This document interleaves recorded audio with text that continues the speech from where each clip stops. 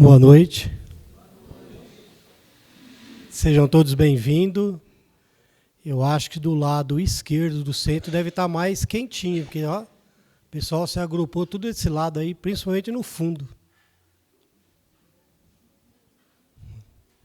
Bom, sejam todos bem-vindos novamente. O recadinho principal de hoje, nós temos um estudo no domingo, vai começar às 9 horas da manhã, vai até meio-dia e meio, meio-dia e 20. E não é maçante não, é muito legal, viu? Principalmente pelo cafezinho que vai ter. E o café eu já estou sabendo que é 0,800. Então, quem gostar de tomar um cafezinho do bom, né? Uns petiscos, uns quitutinhos, vai ter aí para nós aí, viu? Só não pode ficar muito perto da mesa não, que o pessoal tira foto e faz figurinha. Tá? E o tema, eu até colei, porque para mim não está entrando na minha cabeça esse tema. Ciência universal e filosofia transcendental. Quem vai trazer o estudo para a gente é a Lúcia, né? Então, esse domingo a gente espera que tenhamos um coro muito grande, muito bom, para que nós possamos fazer essa análise, né, desse estudo e vamos ver o que tem para a gente aí, tá bom? E o resto dos recados é os mesmos de sempre. Estudo de segunda-feira. Terça agora é a palestra pública, né? E nós temos também um atendimento fraterno.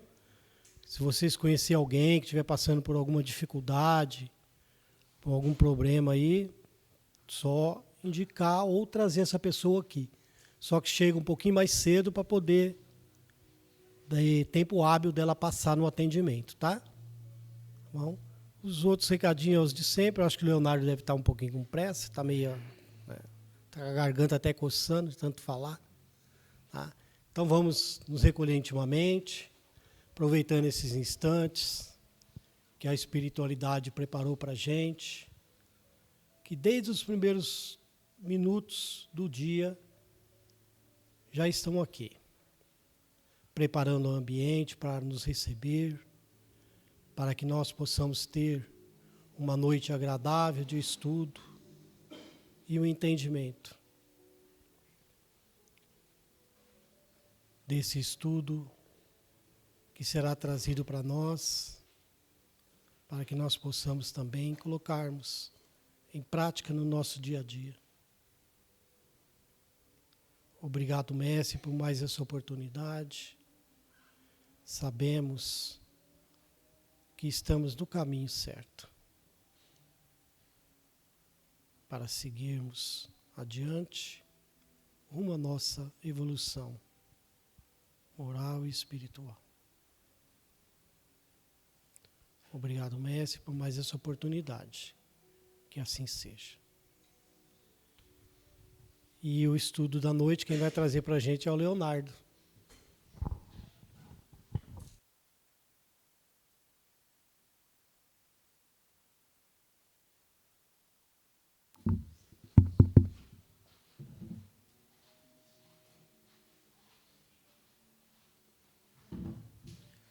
Boa noite a todos, irmãs e irmãs. O Cleito vai apagar o sono para todos nós. Que a paz do nosso Mestre Jesus possa nos abençoar nessa noite de hoje de reflexões. O tema da noite hoje é o fariseu e o publicano. É um tema que, para nós espíritas, né, e para aqueles que estudam um pouco do Evangelho, pode até parecer fácil. Mas esse é aqueles temas que nos enganam, porque nós tentamos abordar algum caminho, acabamos desbordando por outro, e é um tema que está diretamente relacionado a nós, principalmente aos trabalhadores da causa cristã. Então, antes de começar a exposição, eu gostaria de fugir um pouco do protocolo, porque os espíritas, às vezes, os espíritas xiitas têm muito mania de não dar elogios, né? De não elogiar, porque pode atingir diretamente a vaidade dos trabalhadores. E isso pode realmente acontecer. Mas eu gostaria aqui de parabenizar todos os integrantes dessa casa, do Centro Espírita Amor e Humildade. Só quem está dentro aqui que vê todo o trabalho, toda a dedicação de todos os trabalhadores. Não é fácil ser cristão e não é fácil ser um trabalhador da causa cristã. Então, aos meus amigos da casa, meus parabéns. Eu sei que isso não vai envaidecê-los, como eu também tento não me envaidecer. Pelo contrário, é com muita humildade que todos praticam da melhor forma possível os trabalhos aqui nessa casa. Então, que fique aqui o parabéns, tenho certeza que não é só meu, mas todos aqui têm um reconhecimento do trabalho de todos da casa. E por que eu gostaria de dar os parabéns? Porque o tema vai atingir alguns pontos que eu sei que, por melhor que seja o trabalhador cristão, no final vai se sentir um pouco, não triste, mas com uma sensação de querer mais, de querer nos ofertar um pouco mais. E vocês vão entender o que eu estou dizendo agora no término da palestra. Mas vamos dar início à nossa exposição. O nosso tema, o fariseu e o publicano, está no Evangelho de Lucas. E Lucas aborda esse evangelho quando Jesus fala essa parábola, quando ele estava sendo questionado, né, sobre a autoridade que ele tinha para estar expondo e sobre o reino de Deus. E geralmente, Jesus nunca fez críticas nenhuma. Se você pegar o evangelho de Jesus, não tem críticas, não tem julgamentos. Apenas a uma classe ele tinha pequenos apontamentos, mas que estão diretamente ligados a nós. E estes apontamentos que Jesus fazia era com os fariseus. E para entender esses apontamentos, nós precisamos de entender quem são os fariseus. Então, já foi dito em algumas palestras anteriores, hoje é dia do marketing. Todas as nossas palestras estão na nossa página do YouTube e está na nossa página no Instagram. Tá certo, pessoal? Então, quem ainda não viu as palestras, quem ainda não segue, acompanhem lá as redes sociais do centro, que isso é de muita importância. Todas as palestras estão lá. Então, quem eram os fariseus? Os fariseus eram uma classe religiosa que realmente estava no topo da classe religiosa. Eram estudiosos da lei judaica, porque Jesus nasceu na Judéia, ali, né, na Palestina, e os judeus viviam naquela região. Então, a religião judaica era a religião vigente naquela região. Tá? Naquela região, Jesus era judeu.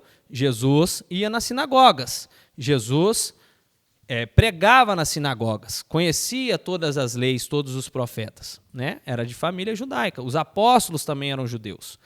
Então, os fariseus eram os doutores da lei. Quem que eram os doutores da lei? Eram aqueles que tinham todo o conhecimento da lei judaica, todo o conhecimento da religião judaica. E esses eram os fariseus. Eles estavam no topo da sociedade judaica, porque é uma sociedade extremamente religiosa. Então, esses fariseus estavam no topo dessa sociedade, da casta social, principalmente na questão religiosa. E os publicanos eram judeus também, só que o que esses judeus faziam?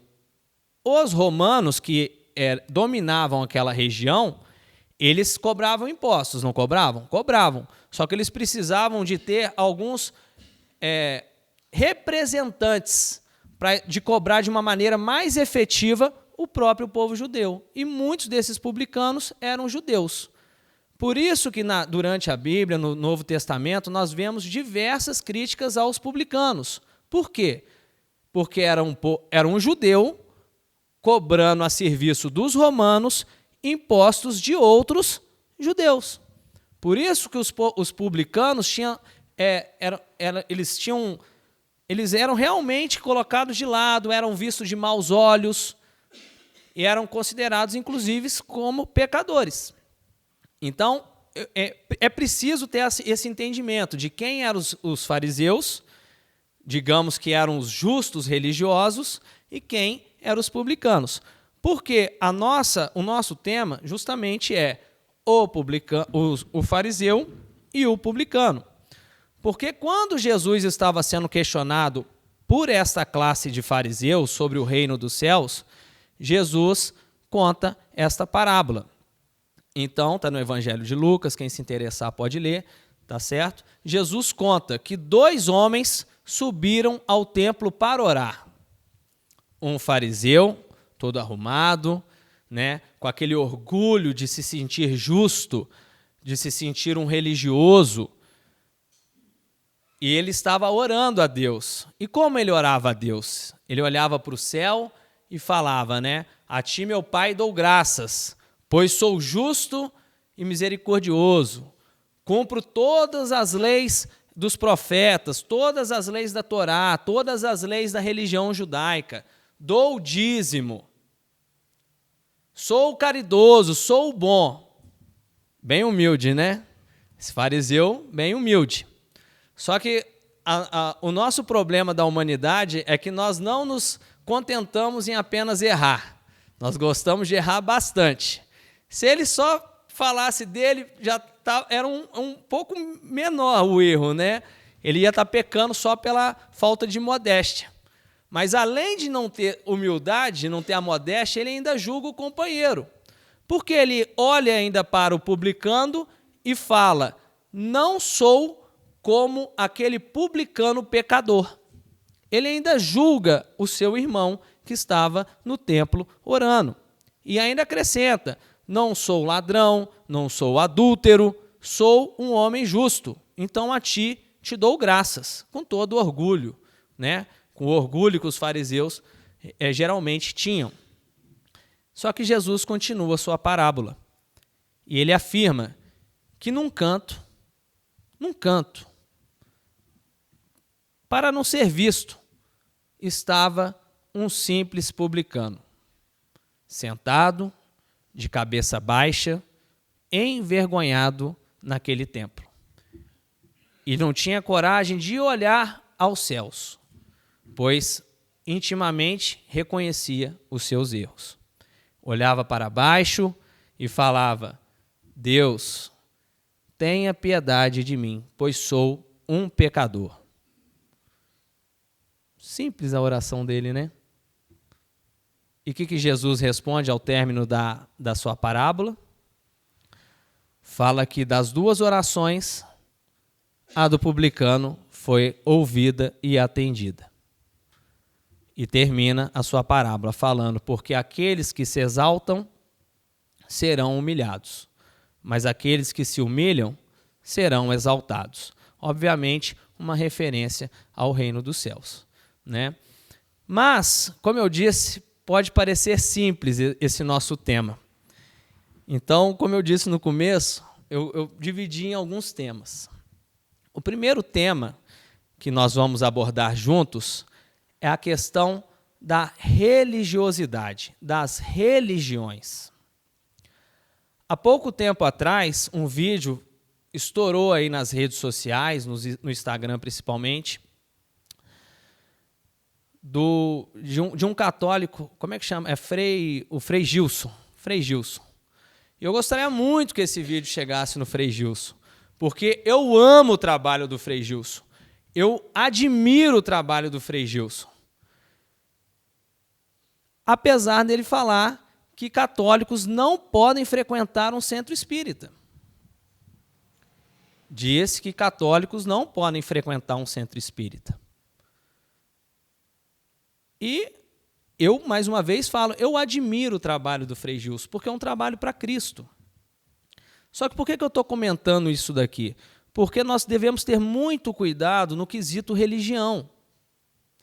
Jesus, o nosso divino amigo, qual foi a religião que ele fundou? Jesus fundou alguma religião? Claro que fundou, gente.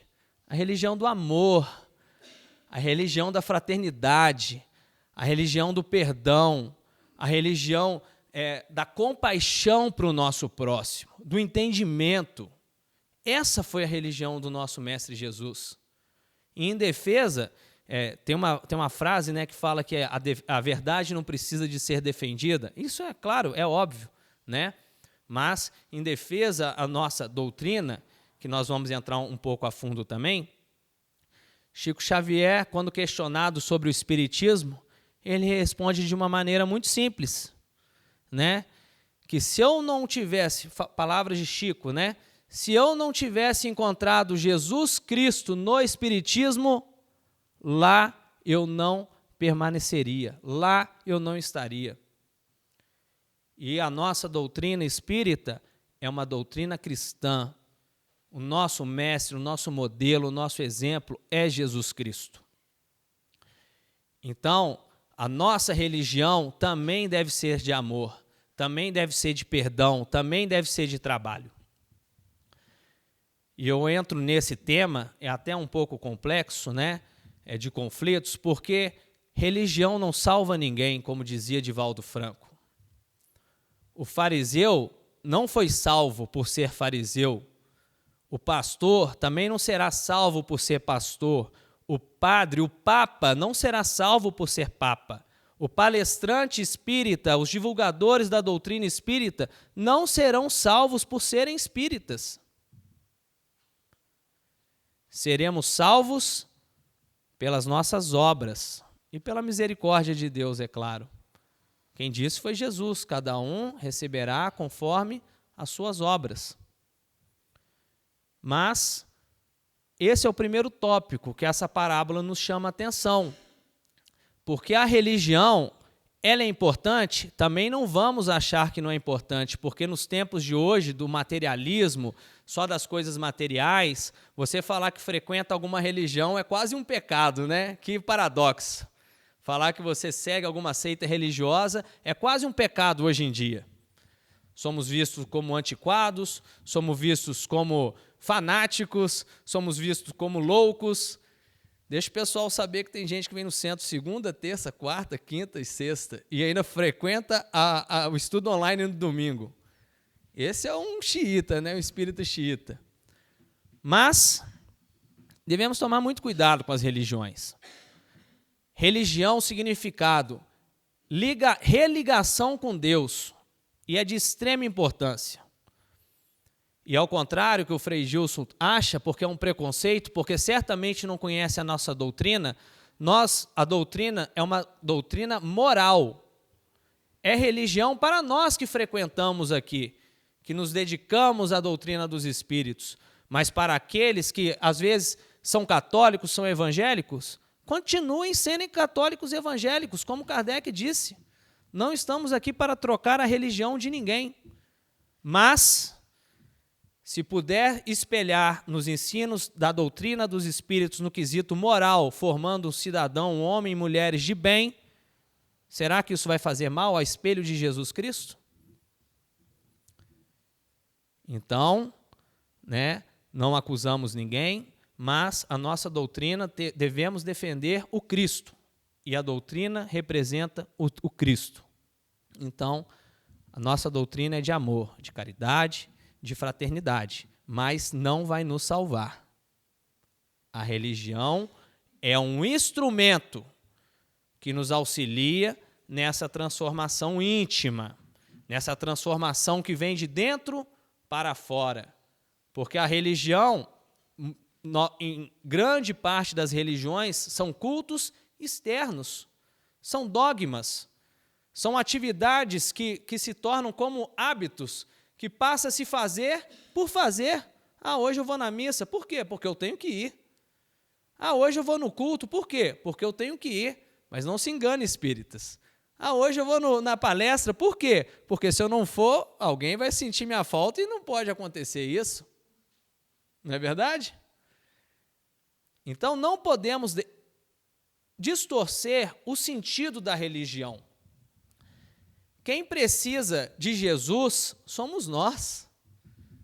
Não é Jesus que precisa da gente, somos nós que precisamos de Jesus. Somos nós que precisamos de Deus. E a religião, seja ela qual for, tem este papel de nos ligar ao mais alto. Gente, nesse mundo que nós estamos, com religião já é difícil, imagina sem religião. Imagina sem religião. Então, seja qual o credo, irmão católico, irmão evangélico, irmão de todas as religiões, somos irmãos, somos filhos do mesmo Pai, somos irmãos. Então, é inconcebível uma religião não pregar o amor que Jesus pregou. Então, devemos nos unir em amor fraternal, respeitando cada um o seu credo religioso. Senão seremos o fariseu, julgando o coleguinha, julgando o publicano. Então, este tema da religião vamos deixar por aqui, tá certo? Só que fique claro, a religião não vai salvar ninguém. Inclusive a doutrina dos espíritos não vai salvar ninguém. Se não utilizarmos a religião para aquele fim que ela nos propõe, que é a nossa melhora íntima. Aí sim estamos sendo bons religiosos, tá certo? Mas vamos dar seguimento. Na nossa sociedade, é uma sociedade perfeita? Sim ou não? Não é, né? Mas vou fazer uma pergunta aqui. Quem quer ser bom? Obrigado, Sara, obrigado. Agora todo mundo, quem quer ser bom? Eu quero ser bom, eu tenho certeza que todos querem, até aqueles que não levantaram a mão, não tem problema. Só que tem um ditado que diz, já é bom, né? Cuidado, o fariseu já era bom. Somente Deus, né, dona Cida? Exato. Muito bem. Então, tem um ditado de um filósofo romano que diz que o primeiro passo para sermos bons, qual é? Qual é o primeiro passo? Exato. É entendermos que somos maus. É entendermos que somos maus. Porque o que o fariseu estava rezando na sua oração? Ó Deus, eu te dou graça. Mas por quê? Porque eu sou bom. Eu sou muito bom. Aquele que é bom não aprende mais nada. Aquele que acha que já é perfeito não aprende mais nada. Não se melhora, não se transforma. E eu já disse isso aqui uma vez. Eu sei que cada um tem o seu jeitinho, mas nós estamos aqui justamente para mudar esse jeitinho que nós temos. Se o nosso jeitinho fosse o correto, nós não estaríamos nesse planeta. É duro, mas é a verdade. Esse nosso jeitinho de orgulho, de egoísmo, de vaidade, né? Quando eu falo aqui, eu estou ouvindo, eu sou o primeiro, tá? É todos nós, juntos. Mas, diferentemente do publicano, o que o publicano falou? Orou. Deus, me perdoe, pois sou um pecador. Nós somos tão narcisistas, né, que nós achamos que nós podemos esconder o nosso erro de nós mesmos. De nós mesmos. Só que Paulo tem uma frase muito bonita. E ele tem uma frase, né, ele comenta, né, que ele fala que o tempo todo ele tem um espinho na sua carne. O que isso quer dizer, um espinho na sua carne? Ele espetou o pé e ficou com um espinho no pé o tempo todo? Que espinho que Paulo estava falando quando ele fala essa frase? O espinho moral. E o espinho moral. Por quê? Porque antes de ser Paulo, Paulo foi Saulo. Palestra da nossa amiga Andressa, que falou muito bem sobre a caridade de Paulo. Está no YouTube, está no Instagram. Quem não viu, veja. E quando Saulo, era extremamente religioso, ele cometeu delitos em nome de Deus que até Deus duvida. E ele sabia disso. Tanto é que ele falava, que ele disse, né? Porque a lei mata, mas o Espírito vivifica. O que é a lei? A lei era a lei mosaica, era uma lei religiosa. Então devemos ter muito cuidado, mais uma vez, entrando nas religiões, para a religião não nos afastar de Jesus em vez de nos aproximar. E Saulo cometeu diversos equívocos quando estava perseguindo Jesus. Mas a partir do momento que ele se transformou e entendeu o verdadeiro sentido da verdadeira lei, que é a lei de amor e caridade que Jesus nos ensinou, aí ele passou a seguir Jesus. E é uma maneira totalmente diferente. Tem religioso perseguindo Jesus nos templos, seja ele de qual for, católico, evangélico, espírita, mas ainda não entendeu a diferença de seguir Jesus. E como Paulo sabia que tinha um espinho na sua carne, ele completa. É na minha fraqueza que Jesus me faz forte. São nos nossos erros que nós devemos nos fortalecer. Se eu sou orgulhoso, peça a Jesus e coragem, e tenha a vontade necessária de se transformar, todos nós. Se eu sou vaidoso, se eu sou egoísta, esse é o espinho da nossa carne. E por que eu estou comentando isso? Porque o publicano era um pecador, só que ele reconhecia o seu erro. E vamos, não é a nossa parábola específica, mas vamos retornar ao Evangelho de Mateus. Mais uma vez, Jesus estava sendo confrontado pelos fariseus. E Jesus fala, ele cita uma parábola que é uma das que eu mais curtas, mas é uma das que eu mais gosto. Jesus fala, um pai tinha 2 filhos. E eles eram mineiros, porque eles trabalhavam na roça. Esse pai fala para o primeiro filho, levanta e vai me ajudar na roça. O que o primeiro filho fala? É claro, pai, eu vou. Mas não foi. E fala para o segundo filho, filho, vai trabalhar na roça. O que o filho fala? Eu não vou. Mas foi.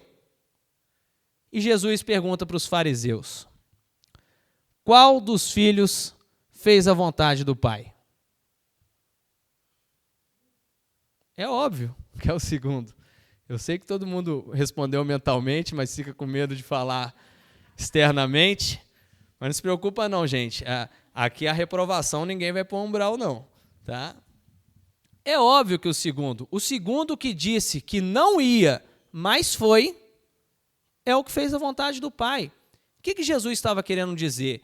Que aquele religioso que fica, Senhor, Senhor, Senhor, mas na hora de realmente cumprir com a vontade de Deus, representado nos exemplos de Jesus, de amor, de caridade, de perdão, não faz. Mas aquele que muitas das vezes não é religioso, às vezes é até ateu, isso não faz diferença nenhuma. Tem ateu que é muito mais cristão do que o cristão, porque ser cristão não é falar que é cristão, ser cristão é seguir o Cristo, é fazer o que o Cristo fazia. Então, o segundo é o filho que às vezes não é tão religioso, que às vezes não tem um senso de hábitos religiosos mesmos, mas é aquele que, quando é necessário colocar em prática os ensinos de Jesus, coloca. Tá certo, pessoal? Então, reconhecer os nossos erros, mas nos empenharmos para nos transformar, é de extrema importância. E não é vergonha para ninguém. Porque se alguém fosse perfeito aqui, mais uma vez, não estaria neste plano terrestre.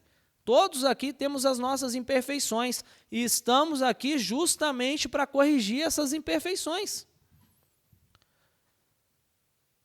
Mas, agora vamos abordar o último tópico da nossa exposição.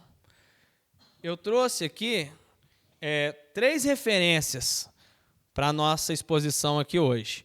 Os espíritas devem conhecer, mas para quem não é espírita, o livro Voltei, de Chico Xavier, pelo espírito de Irmão Jacob, tá? É um codinome, a gente vai falar um pouquinho sobre isso, tá certo? É Psicografia de Chico Xavier. Voltei o nome do livro. Isso aqui eu tenho certeza que quando acabar a palestra, alguém vai pegar emprestado. Tenho certeza disso. Exatamente, vamos comentar um pouquinho. Jesus no Lar, esse livro aqui é meu queridíssimo, tá? Palestras, Evangelho no Lar, tá? Tenho esse livro aqui. E a principal referência, não tinha como eu trazer aqui, mas eu gostaria muito, foi um bêbado na missa. Mas vocês vão entender por quê. Mas vamos à primeira referência. A primeira referência vai do livro Voltei. Minha irmã Raquel aqui me ajudou, que eu já estava quase esquecendo. Hoje a minha esposa falou assim, você não anotou nada? Eu falei, anotei.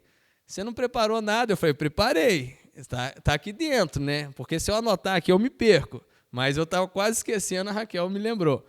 O irmão Jacó é um pseudônimo.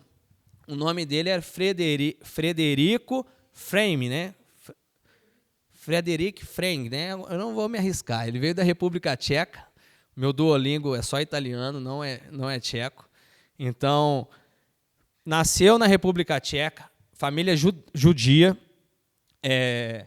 foi para os Estados Unidos um tempo, foi um dos primeiros responsáveis a trazer vitrolas, tecnologia de áudio, que é por vitrolas e por disco de vinil. Foi um dos primeiros, não, foi o primeiro, tá certo? Muito bem financeiramente, tá certo? Até encontrar a doutrina dos espíritos. Passou por problemas familiares, a filha dele morreu, a primogênita morreu, foi procurar uma média de materialização no norte do país. A filha dele se materializou na frente dele, ele já tinha tido algumas outras experiências espíritas, mas ainda não tinha convicção espírita. Retornando dessa experiência, se dedicou à doutrina dos espíritos. Se dedicou, foi vice-presidente da Federação Espírita Brasileira. Trabalhava com passe, ajudava financeiramente as pessoas que necessitavam, dava receituário mediúnico, trabalhava em prol da doutrina dos espíritos. Na gripe espanhola, abrigou em sua casa 14 doentes, colocou dentro da sua casa, fundou, para quem não sabe, a Casa dos Artistas. Nobre ou não era nobre? E por que ele fez esse livro aqui? Quem conhece a história? Por isso que eu disse que os trabalhadores iam se sentir um pouco desanimados. Leiam este livro, leiam. Tá? Quando ele desencarnou com 81 anos, depois de uma vida de muito trabalho, né? Muito trabalho. Ele foi para o umbral? Vou dar spoiler, tá, pessoal? Mas spoilers que vão te animar a ler um pouco mais. Ele foi para o umbral? Não, porque ele não era mau. Mas o que ele relatou quando chegou no plano espiritual? Como disse ele, palavras dele, e não levem para o lado pejorativo da palavra. Ele disse que ele era um mendigo de luz. Mendigo de luz, no sentido de não ter dinheiro. Ele era um mendigo de luz, ele não tinha luz. Meus amigos, se um homem desse aqui não tinha luz,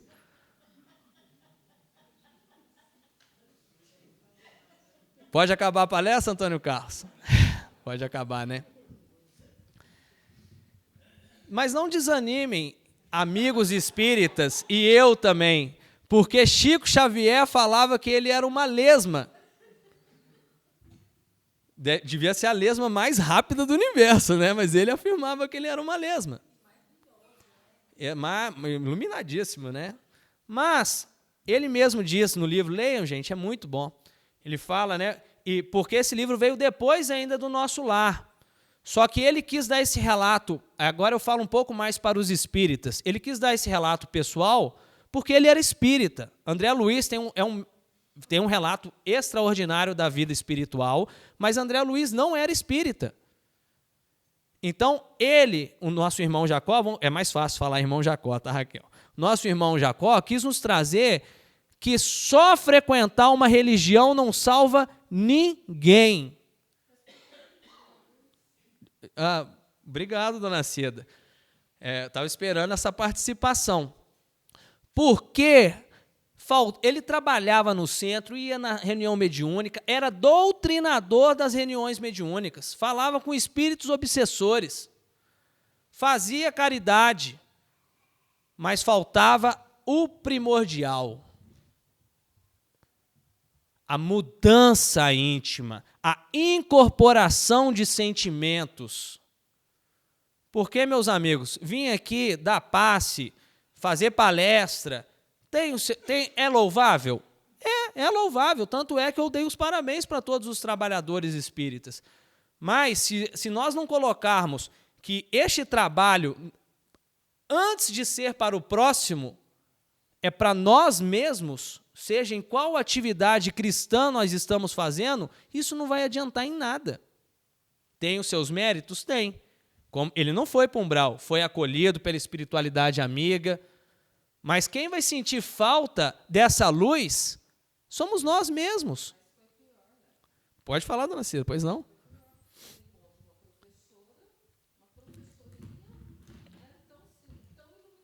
Iluminadíssima.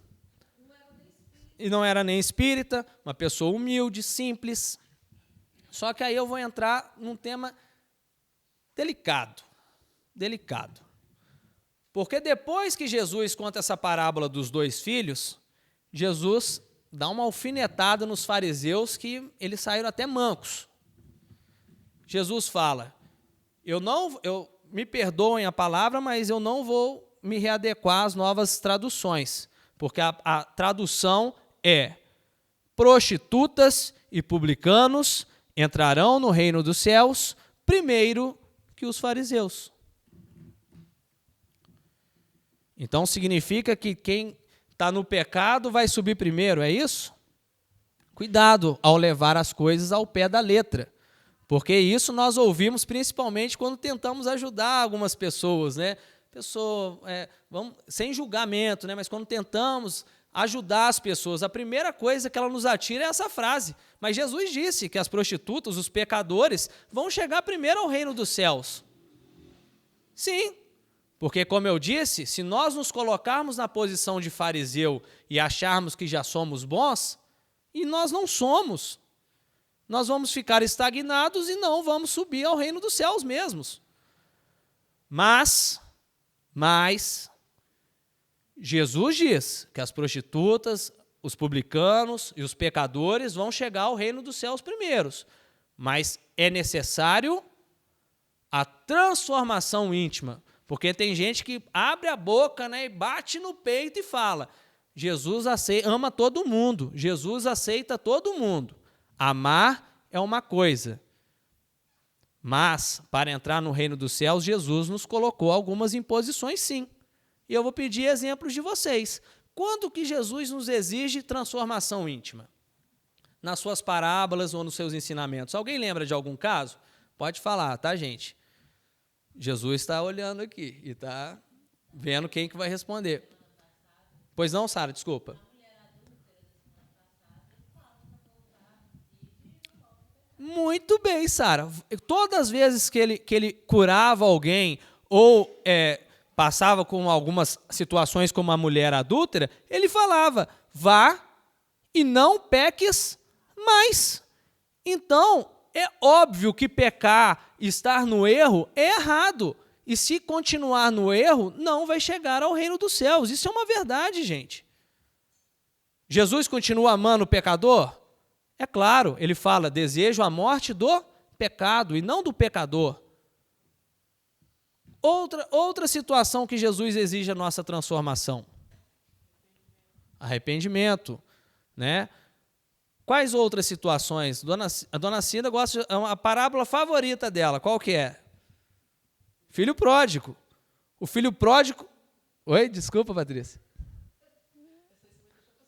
Eu não vou entrar em muitos spoilers, não. Mas o filho pródigo, ele cai em si.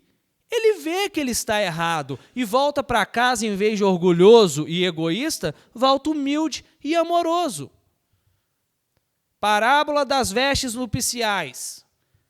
Jesus, na parábola, faz a festa das bodas, chama todo mundo.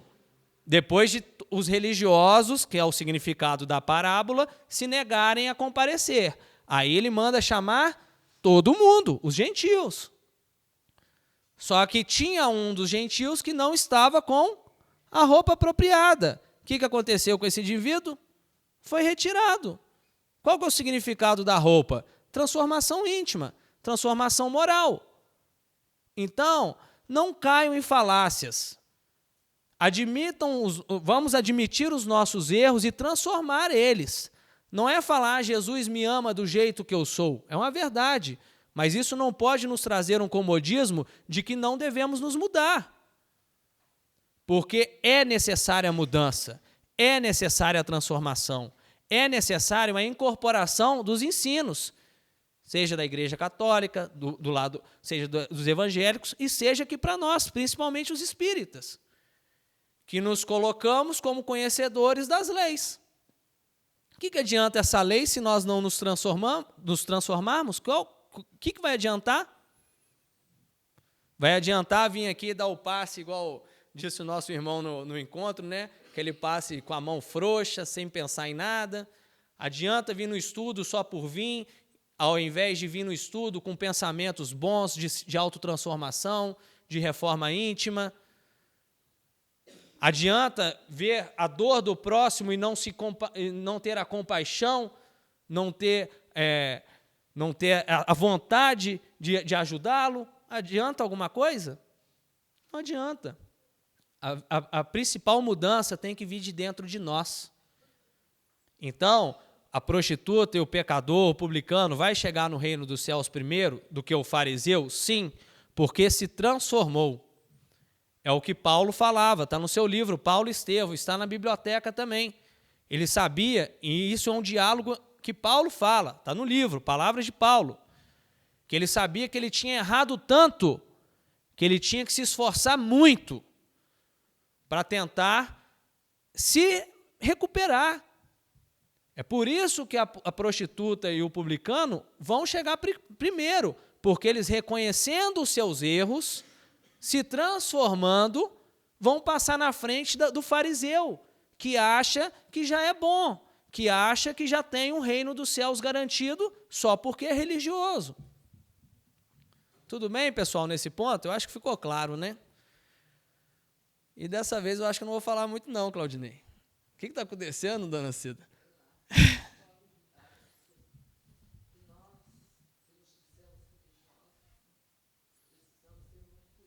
Muito cuidado. Como os fariseus. O primeiro tópico que eu quis abordar foi justamente esse. Fato. Piores barbaridades, né? Muito. E infelizmente, inclusive não. No movimento espírita. E devemos tomar muito... Oh, pois não, Sara, pois não.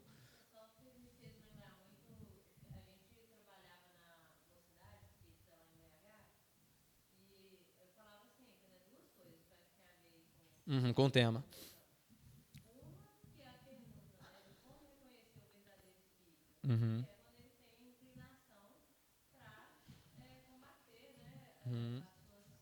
Más tendências, né?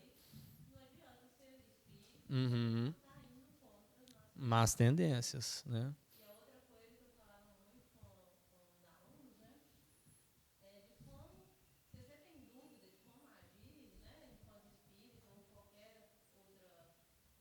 Como Jesus agia, né? Como Jesus faria, né?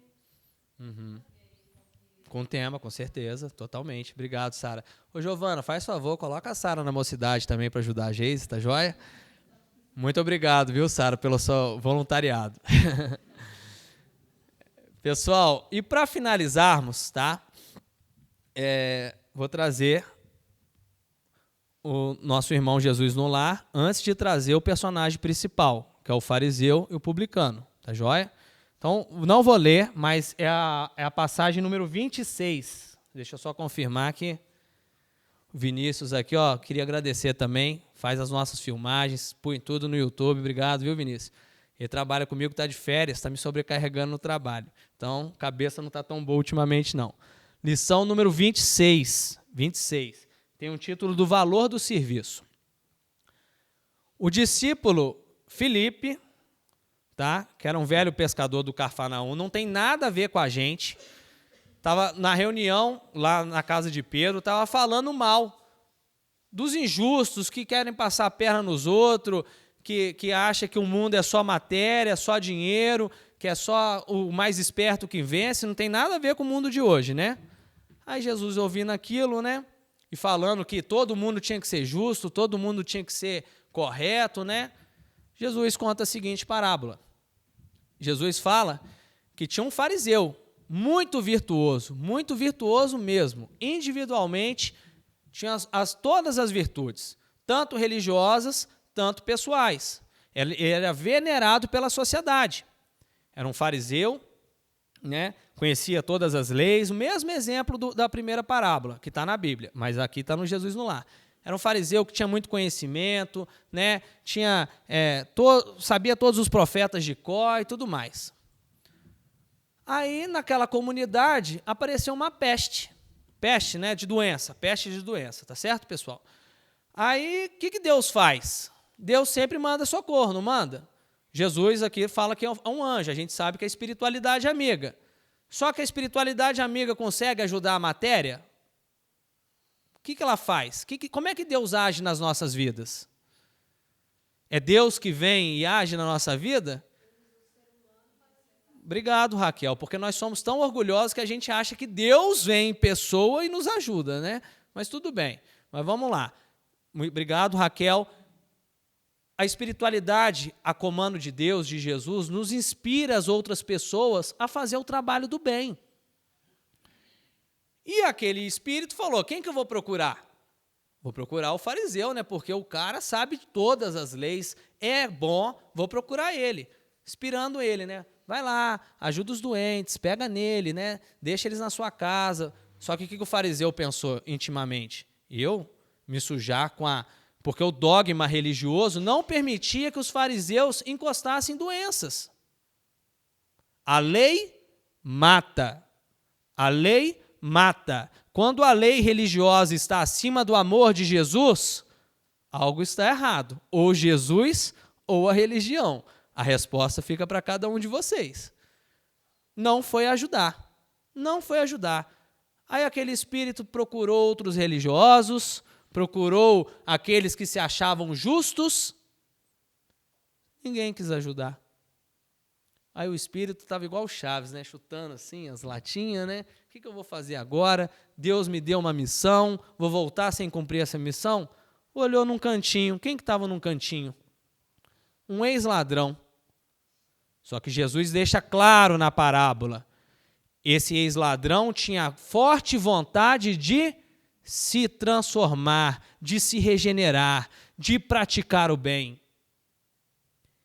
E com a boa vontade que ele tinha de se transformar, ele foi lá, ajudou aquela comunidade, enterrou os cadáveres que não tinham sido enterrados, ajudava nas feridas daqueles que não tinham falecido, ajudava as famílias enlutadas pelos entes queridos que se perderam. Jesus deixa claro, o trabalho dos pecadores transformados no bem valerá muito mais do que a virtude ociosa dos religiosos. Forte, né? Forte. Mas não quero ninguém saindo triste aqui não, gente. Vamos que isso sirva de motivação. Porque vai vir o último dos exemplos. Quem que eu disse que era o nosso personagem principal? O bêbado, né? E o nosso título não é o fariseu e o publicano? Vai ser o fariseu e o bêbado, dessa vez. Minha esposa é católica, tá ali. A mostardinha ali. Pode ficar tranquila, amor, sua avó não vai te ver no vídeo. Ninguém vai saber que você está aqui. Não deixa nem a gente entrar na roça, se souber. Mas tudo bem. Outro dia ela participou do Evangelho no Lar sem saber que era Evangelho no Lar, né? Comentou as passagens, a gente só não lia a capa do título, né? Porque a gente tem mania, né? Quando abre, agora vamos fazer a leitura aqui do Palavras de Vida Eterna, de Chico Xavier pelo Espírito de Emmanuel. Não falava o título, só abria e lia. Nossa, que passagem maravilhosa, que ensinamento lindo, né?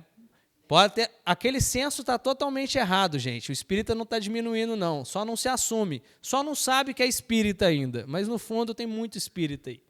Tá bom? Aí, tem domingo, não são todos, né? Que a gente vai na missa.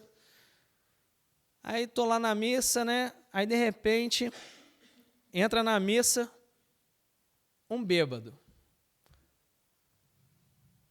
E vocês vão me perguntar como é que eu sabia que aquele homem estava bêbado. Ele estava bem vestido, recém tomado banho. Eu sou detalhista. A minha esposa fala que eu sou autista, mas enfim. Reparei que ele estava bêbado e, confirmando meu pequeno nariz herdado do meu pai, árabe, um cheiro alcoólico. Né? Estou vendo ele incomodado, aquele bêbado de um lado para o outro, inquieto, né? De repente, lotada, um dia de missa lotada. E, de repente, aquele bêbado vê uma senhora de pé, o que ele faz? O que ele fez, amor? Ofereceu o local para aquela senhora. E essa palestra que eu ia dar aqui, eu tinha que ter dado ela antes de falar sobre a cruz. Mas hoje eu entendo que não era a hora, porque esse caso aconteceu bem depois. Porque naquele momento, ele era o publicano, só que eu era o fariseu. Naquele momento, eu julguei aquele irmão porque ele estava bêbado. Mas eu não conheço a sua vida, não conheço a sua história, não conheço a sua família. E talvez eu seja muito mais bêbado do que ele, porque embriagado pelo espírito de conhecimento espírita, me achava superior a ele.